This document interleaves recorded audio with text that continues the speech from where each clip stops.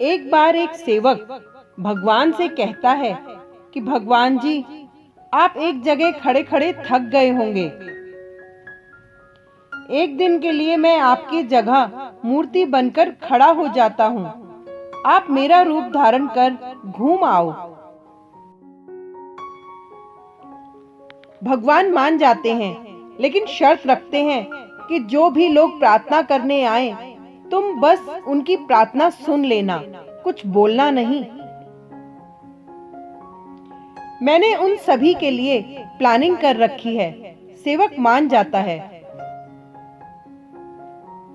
सबसे पहले मंदिर में बिजनेसमैन आता है और कहता है, भगवान, मैंने नई फैक्ट्री डाली है, उसे खूब सफल बनाना। वह माथा टेकता है तो उसका पर्स नीचे गिर जाता है। वह बिना पर्स लिए ही चला जाता है। सेवक बेचैन हो जाता है। वह सोचता है कि रोककर उसे बताए कि पर्स गिर गया, लेकिन शर्त की वजह से वो कुछ नहीं कह पाता।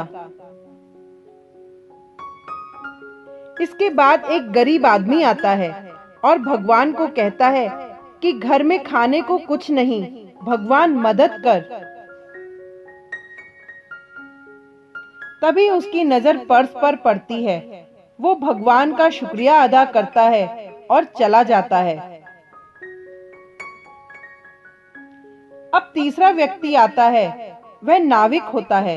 वह भगवान से कहता है कि मैं 15 दिनों के लिए जहाज लेकर समुद्र की यात्रा पर जा रहा हूँ। यात्रा में कोई अड़चन ना आए भगवान। तभी पीछे से बिजनेसमैन पुलिस के साथ आता है और कहता है कि मेरे बाद ये नाविक आया है, इसी ने मेरा पर्स चुरा लिया है। पुलिस नाविक को ले जा रही होती है कि सेवक बोल पड़ता है। अब पुलिस उस गरीब आदमी को पकड़कर जेल में बंद कर देती है।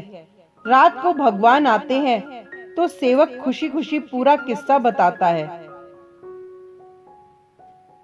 भगवान कहते हैं, तुमने किसी का काम बनाया नहीं, बल्कि बिगाड़ा है। वह व्यापारी गलत धंधे करता है। अगर उसका पर्स गिर भी गया तो उसे फर्क नहीं पड़ता था। इससे उसके पाप ही कम होते, क्योंकि वह पर्स गरीब इंसान को मिला था। पर्स मिलने पर उसके बच्चे भूखे नहीं मरते। रही बात नाविक की, तो वह जिस यात्रा पर जा रहा था वहां तूफान आने वाला था। अगर वह जेल में रहता तो जान बच जाती। उसकी पत्नी विधवा होने से बच जाती। तुमने सब गड़बड़ कर दी। कई बार हमारी लाइफ में भी ऐसी प्रॉब्लम्स आती हैं, जब हमें लगता है कि ये मेरे साथ ही क्यों हुआ। लेकिन इसके पीछे भगवान की प्लानिंग होती है।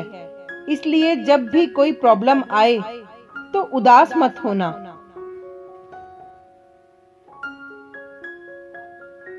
Thank you.